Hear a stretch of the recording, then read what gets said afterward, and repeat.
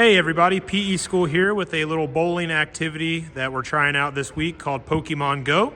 So this is always a student favorite and it usually works pretty well with any age students. This week I'm doing it with K through 4. And what I've done is I've set up 10 stations around the gym. So I've split the gym in half, 5 on one half. And then if I turn around on the other half, I have 5 stations set up here. Each station only needs a number, a gator ball, and then a single bowling pin.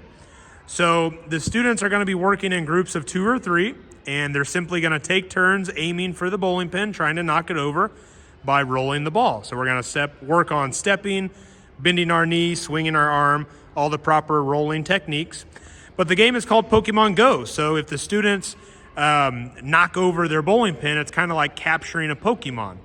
So if that happens, they're going to run over to the middle of the gym where I have a red bucket full of laminated Pokemon cards. You can find them on Google Images.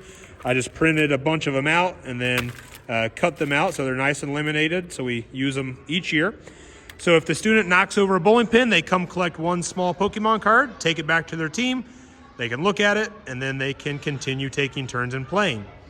Now the really cool part is once the game gets started, if the students collect 3 small Pokemon cards, they can trade them in for a mega Pokemon card.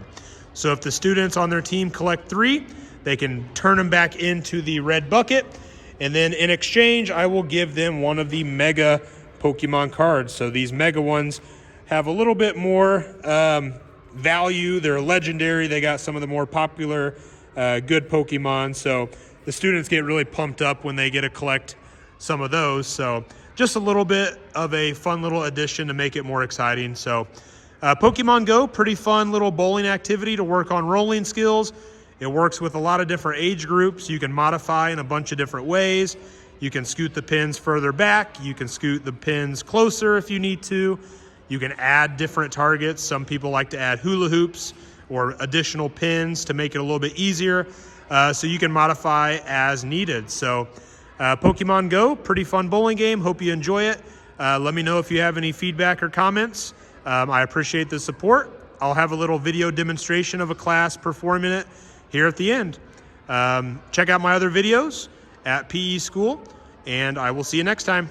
Thanks again.